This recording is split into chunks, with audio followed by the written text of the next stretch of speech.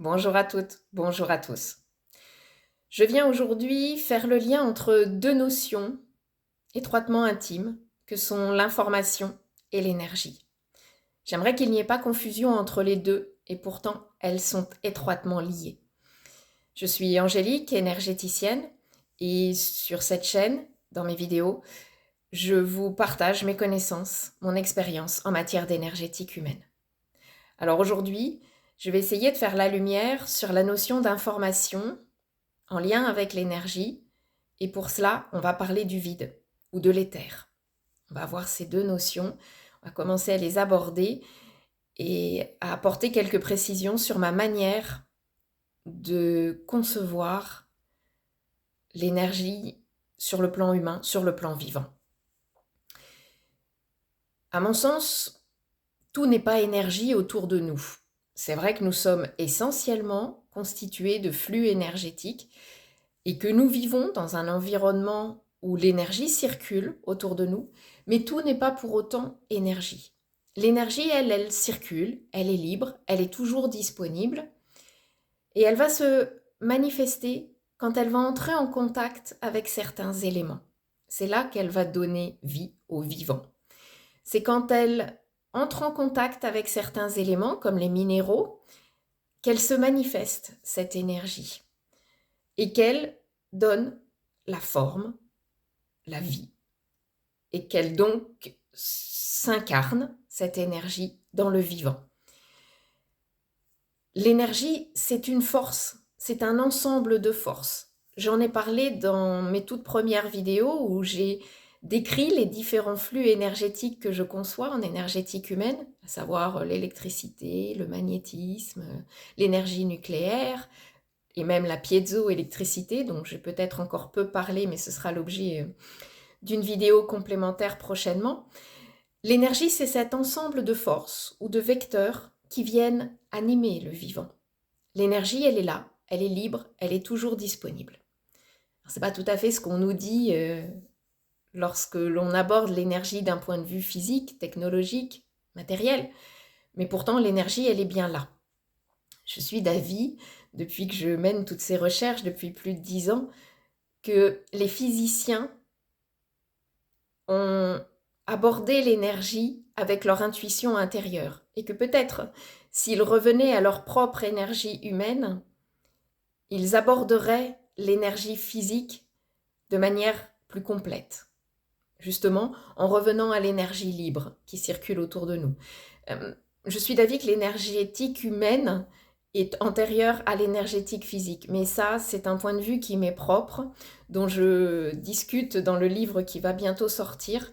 Ce n'est pas le sujet aujourd'hui. Ce que j'aimerais aborder aujourd'hui, c'est la notion d'information en lien avec l'énergie. L'énergie, c'est donc ces forces qui circulent autour de nous, mais qui aussi nous animent, qui sont présentes à l'intérieur de nous-mêmes, qui circulent. Ces forces, elles embarquent des informations. Et où se situent ces informations? Eh bien, dans ce qui nous entoure et aussi dans le vide qui nous habite. L'information, elle est disponible tout autour de nous et à l'intérieur de nous, dans le vide ou encore l'invisible. Et quand l'énergie circule et se manifeste dans le vivant, elle embarque avec elle un flot d'informations qui va ensuite nous constituer. C'est ce qu'on va appeler nos mémoires, nos gènes, si vous voulez, nos caractéristiques physiques, nos caractéristiques psychologiques, émotionnelles. Tout cela, c'est ce que l'énergie embarque quand elle vient se manifester en nous, quand elle nous constitue et qu'ensuite elle nous anime. Cette information, elle est mouvante, mais elle peut aussi s'engrammer. Alors où est-ce qu'elle se situe, cette information? Eh bien, elle se situe, comme je viens de le dire, dans le vide. Aujourd'hui, on parle du vide, mais il est une notion qui me semble plus pertinente, même si on l'emploie moins aujourd'hui, et même si à l'inverse, en énergétique que je qualifierais de spirituelle, de mystique, on l'aborde sans vraiment la connaître. Ce vide, on pourrait le qualifier d'éther. Cette notion d'éther, à mon sens, est assez juste. de ce que j'en ai compris historiquement, scientifiquement, mais pour autant elle fait peur. Elle fait peur parce qu'on ne la maîtrise pas. Alors on préfère parler de vide. C'est aujourd'hui un peu plus péjoratif parce que le vide, comme si on avait l'impression qu'il n'y avait rien dedans. Alors que l'éther, c'est une notion qui se ramène à la quintessence, à l'essence du vivant. L'éther, c'est une notion qui a été introduite en physique classique, puis qui a été rejetée avec la théorie de la relativité d'Einstein. Mais c'est ce même Einstein qui, à la fin de son parcours, réintroduira l'éther, reconsidérera l'éther. Quand il y aura cette transition entre la physique classique et la physique quantique. Donc on voit que les physiciens ont touché cette notion du doigt, n'ont pas réussi à la conceptualiser, donc l'ont abandonnée, mais savent bien qu'elle est là en fait, cette notion. Les physiciens ont bien conscience qu'il y a dans l'environnement des forces énergétiques comme une autre force invisible, impalpable, incommensurable, qu'ils ne réussissent pas à conceptualiser, donc qui les effraie un peu, mais surtout qu'ils rejettent de ce fait. Mais l'éther a pour autant été considéré en physique classique, enfin en physique mécanique on va dire, avant la physique quantique. Par le biais d'Einstein, hein. C'est bien lui qui l'a introduite, rejetée, réintroduite. Donc on voit que l'éther a été considéré par les scientifiques, mais que comme cet éther n'est pas conceptualisable, on ne peut pas le mettre en équation, eh bien il y a une difficulté là pour les scientifiques à l'accepter.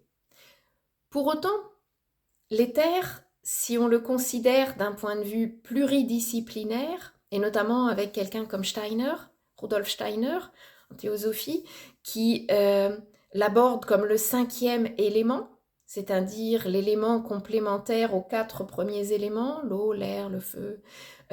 Ce 5e élément, l'éther, c'est quelque chose qui amène une information complémentaire dans le monde du vivant. Et si on y réfléchit, ce que Steiner qualifiait de 5e élément, ce chiffre 5, il peut en énergétique avoir une vraie signification si on fait le lien avec nos centres énergétiques. Je ne parle pas souvent de chakras parce que moi je suis de culture occidentale et donc je vais plutôt parler de centres énergétiques, mais je ressens bien en énergétique humaine que nous avons ces centres énergétiques que certains appellent les chakras, qu'en Orient on appelle les chakras. Et si on se réfère au 5e centre énergétique situé à ce niveau-là, au niveau de la gorge, de l'expression, de la communication, eh bien, ce 5e élément rapporté au 5e centre énergétique pourrait avoir une vraie signification en termes d'information, en termes de communication d'information. Vous voyez, c'est lié à ce qui crée du lien, ce qui permet de s'exprimer. Eh bien, l'éther contient ce qui permet de tisser du lien, et ce lien se fait par le biais de l'information. En énergétique, la notion d'éther a été reprise à travers le corps éthérique. Ce corps éthérique, pour moi, a une signification non seulement lorsque je pratique un soin, parce qu'il y a bien une enveloppe plus dense que je ressens autour du corps physique, ce qu'on peut appeler le corps éthérique. Je ressens très souvent une espèce de bulle dense autour du corps physique, qui à mon sens est ce corps éthérique. C'est comme une enveloppe invisible, impalpable pour les personnes qui ne sont pas sensibilisées à l'énergétique, qui ne sont pas forcément réceptives avec les mains, mais il y a cette enveloppe qui permet de donner une cohérence au corps physique, qui permet de lui donner une densité supplémentaire. C'est une espèce de première densité, moins dense que le corps physique, qui donne sa cohérence, son unité au corps physique. C'est ce qu'on appelle le corps éthérique. Eh bien, ce corps éthérique contient les informations utiles au corps physique. C'est comme un pont entre l'invisible et la physicalité, la densité. C'est comme un filtre entre cet invisible et la densité, entre ce qui nous entoure et ce que nous sommes. Il y a cette enveloppe qu'on qualifie de corps éthérique, et donc tout autour de nous, nous vivons dans cet éther riche en informations. Et c'est là où l'énergie est intéressante, parce que cette énergie qui circule autour de nous et qu'on capte ensuite pour nous constituer, pour nous alimenter, pour nous animer, cette énergie, elle parcourt le vide, elle parcourt l'éther et elle embarque avec elle les informations contenues dans ce vide, dans cet éther. Et c'est là où il y a une intimité entre énergie et information qui, à mon sens, est fondamentale. Parce que de ce fait, quand on pratique une séance en énergétique, on est certes à la fois sur une séance où on peut magnétiser, fluidifier, harmoniser, aider la personne à retrouver sa cohérence énergétique, mais où aussi on va capter les informations qui sont propres à cette personne et qui vont pouvoir lui être retranscrites. J'y reviens. J'ai un élément complémentaire à apporter en plus de l'énergie, l'information éthérique, l'information du vide et notre densité. L'énergie, elle circule librement, elle va au contact de certains éléments manifester la forme, comme nous, lors de la procréation, lors de notre conceptualisation, et très certainement comme à l'origine du vivant. Ce sont des forces énergétiques qui, au contact du minéral, ont pu constituer d'autres forces vivantes, d'autres sources vivantes. Eh bien, cette énergie qui circule donc librement, qui entre en contact à certains moments avec des éléments pour donner forme au vivant, elle embarque avec elle l'information contenue dans l'éther, et ces informations sont gigantesques, on n'en a pas vraiment conscience. D'ailleurs, j'utilise ce terme, on y reviendra aussi.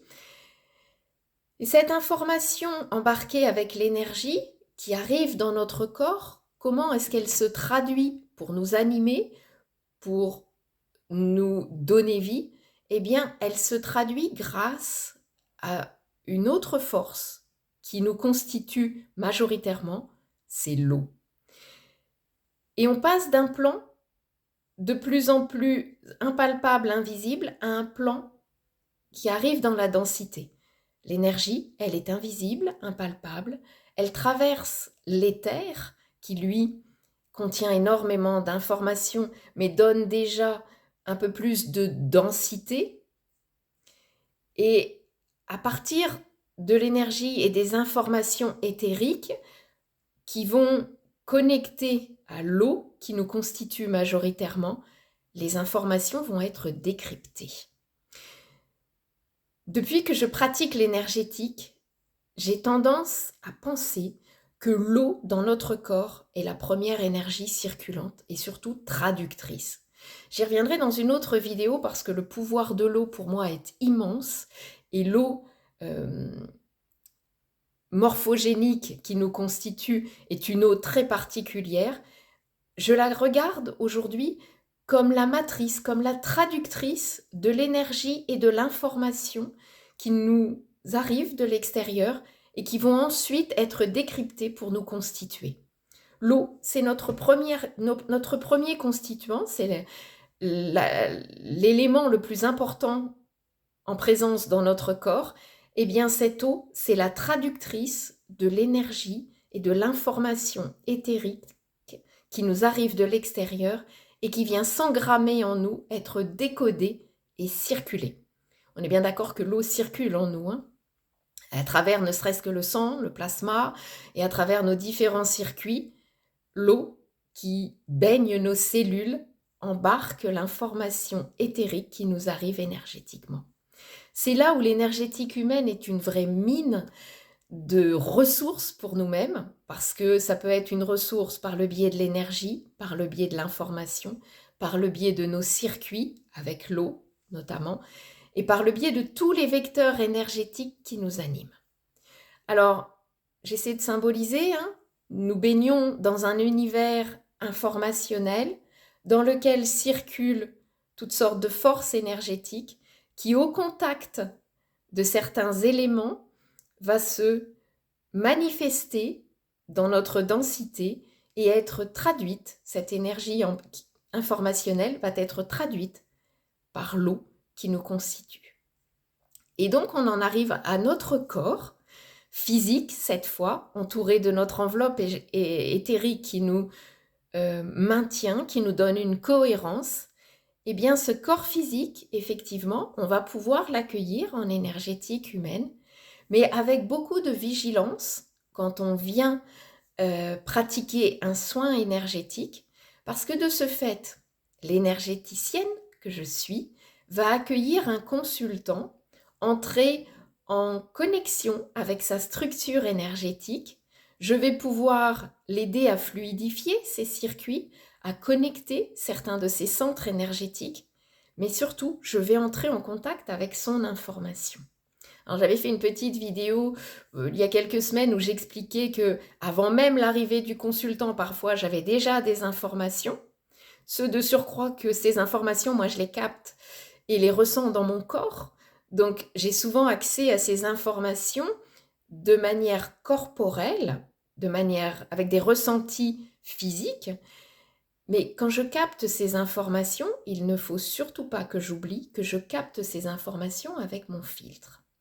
Et c'est là où j'amène souvent une grande vigilance en énergétique, parce qu'on ne peut pas prodiguer des soins énergétiques à travers des protocoles uniformes, ni même vouloir intervenir sur une personne en énergétique, parce que ce qu'on accueille en énergétique, c'est aussi un flot d'informations qui appartient à la personne qui vient nous consulter.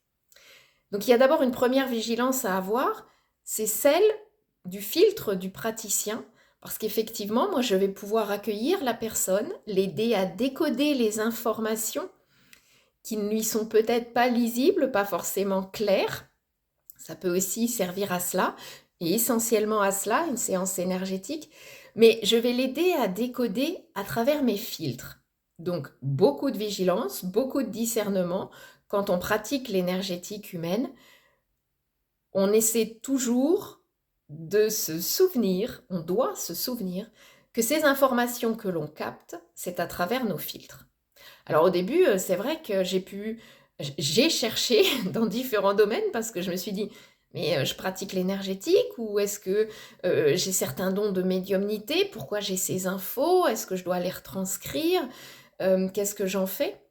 Avec les premiers consultants, il y a quelques années en arrière, plus de 10 ans, j'ai parfois certainement été maladroite parce que ces informations, je les restituais sans même me poser de questions, pensant qu'elles ne m'appartenaient pas.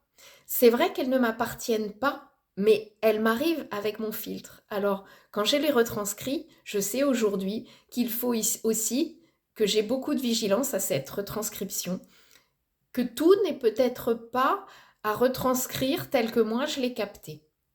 J'amène plutôt aujourd'hui le consultant à essayer de lire lui-même ces informations. C'est-à-dire que je vais lui décrire mes ressentis, lui apporter certaines informations corporelles dans la physicalité et peut-être aussi le questionner, amener la personne à réfléchir à certaines choses pour que la consultante ou le consultant arrive elle-même ou lui-même à capter ces informations.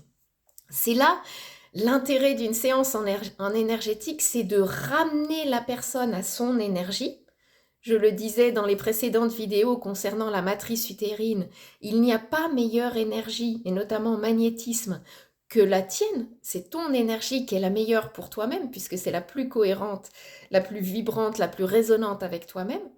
Mais en termes d'information, c'est la même chose.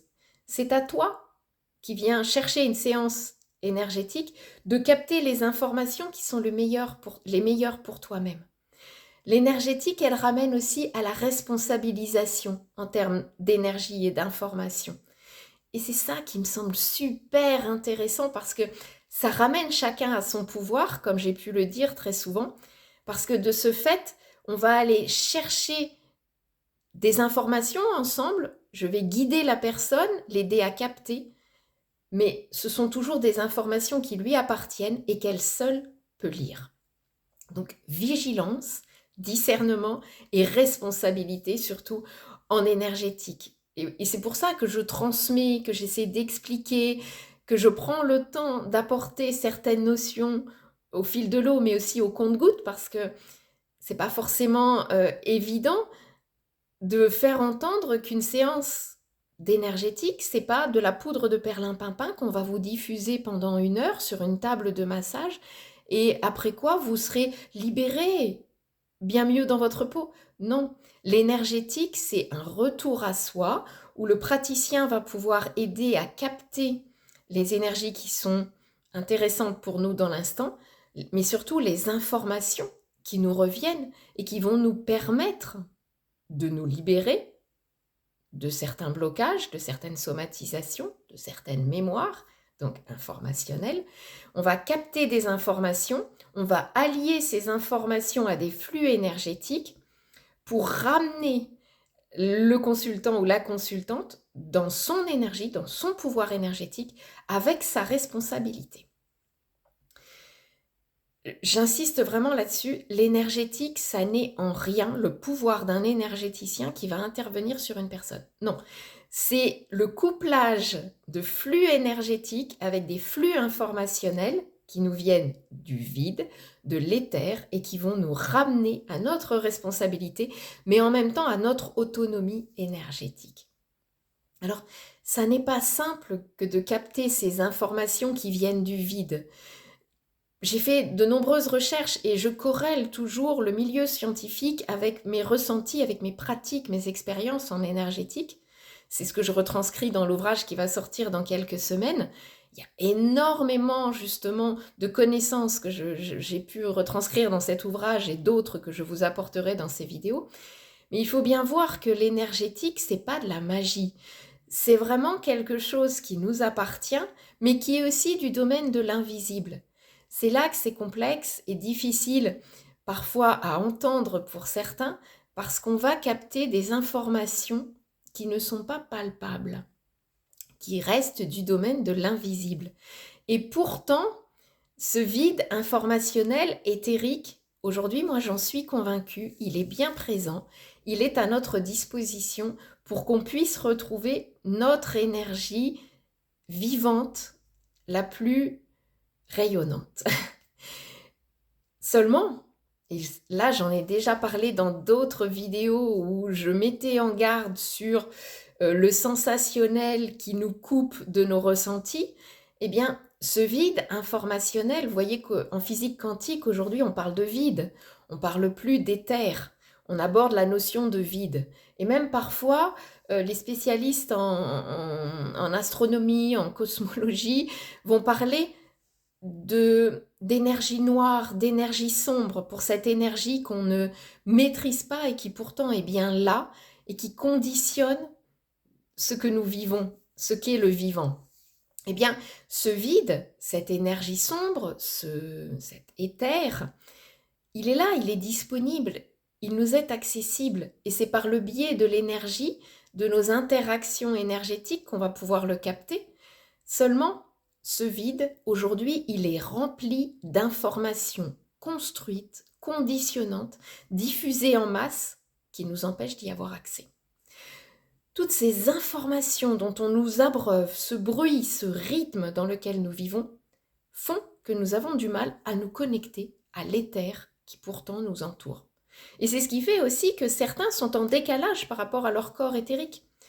Cette dernière année, j'ai souvent été consultée et mise en lien grâce à des praticiens dans d'autres domaines, notamment en énergétique sonore, on va dire, des personnes qui pratiquent les massages sonores avec les bols, m'ont parfois adressé des personnes qui se sentaient décalées par rapport à leur corps.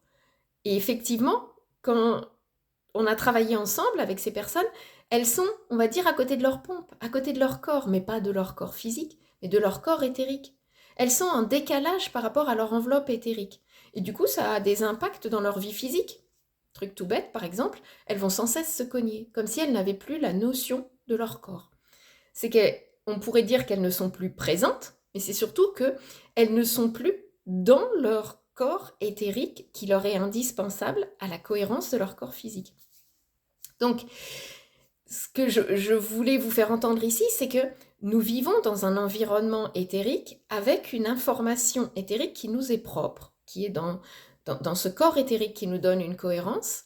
Et nous avons accès à ce vide informationnel, mais malheureusement, nous en sommes très souvent coupés, brouillés par les informations qui nous arrivent de sources construites, conditionnantes, qui brouillent notre réceptivité à cette information éthérique que je qualifierais de pure, de la quintessence du vivant, de notre essence même.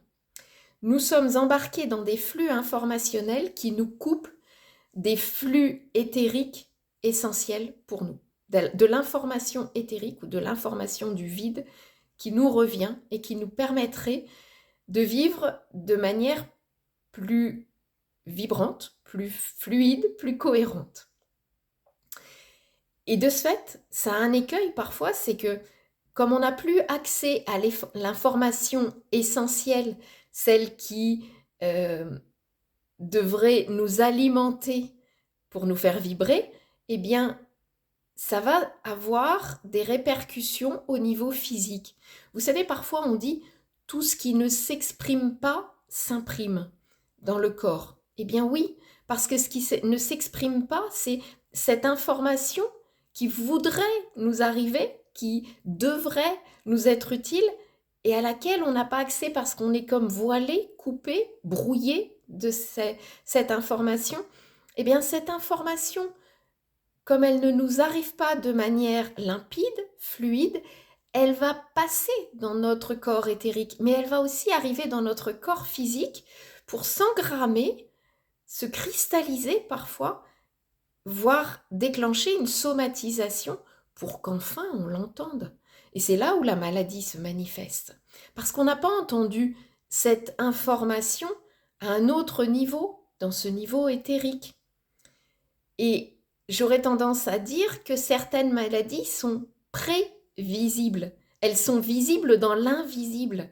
Mais comme on ne les voit pas, comme on ne les perçoit pas, comme on n'est plus en connexion avec ces informations éthériques, eh bien, elles vont, par le biais de l'énergie qui nous anime, qui circule en nous, ces circuits énergétiques vont être bloqués à un moment et vont provoquer l'engrammage d'une information dans notre corps qui peut se manifester par une somatisation, une cristallisation, un enquistement si vous préférez.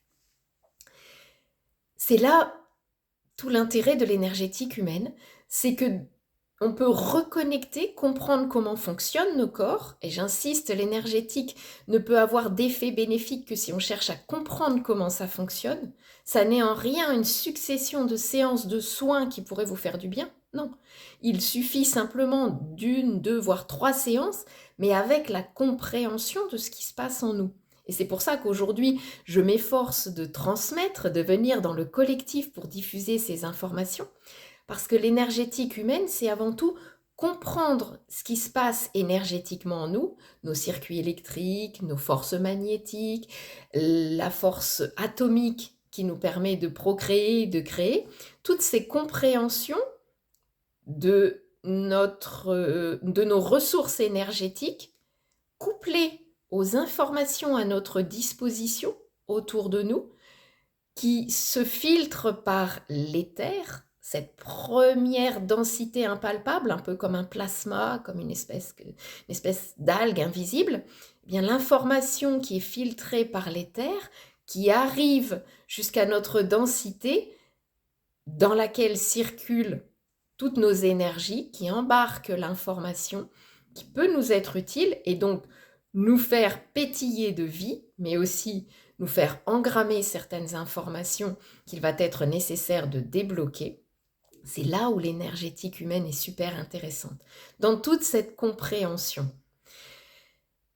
Et si je peux ajouter une information supplémentaire dans cette vidéo, parce que j'arrive déjà à une 30aine de minutes et j'estime que c'est déjà beaucoup d'informations en une demi-heure, eh bien, on pourrait regarder ce vide éthérique informationnel à notre disposition comme une super conscience, une conscience universelle, une conscience originelle dans laquelle nous baignons.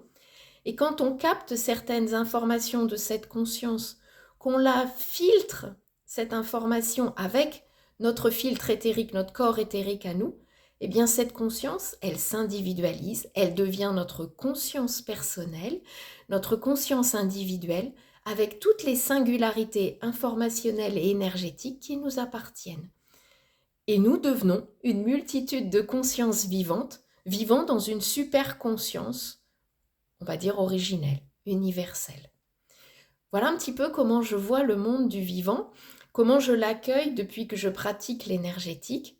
Alors évidemment, j'ai encore des tonnes d'informations à vous donner. J'aimerais prochainement vous parler de l'eau, cette matière, cette première matière circulante en nous qui est une essence au sein de notre physique, de notre corps physique, qui est vraiment une ressource fondamentale, l'eau, et qui est la traductrice de cette énergie et de cette information que nous captons et qui nous anime. Voilà, aujourd'hui je voulais parler de vide, d'éther, couplé à l'énergie. Je suis prête à accueillir toutes vos questions sur ce sujet parce que ça me permettra de vous apporter d'autres éclairages, très certainement. Et je ne manquerai pas de venir vous en reparler, peut-être même de vous apporter certains schémas. En attendant, je me concentre sur la publication de mon livre qui va arriver dans quelques jours dans tous les grands réseaux de distribution. Je reste à votre disposition également pour tout questionnement, toute interrogation comme vous avez su le faire ici à l'issue de mes premières vidéos sur l'énergétique humaine. Et je vous souhaite, dans les médias, une très belle journée dans l'énergie de ce jour.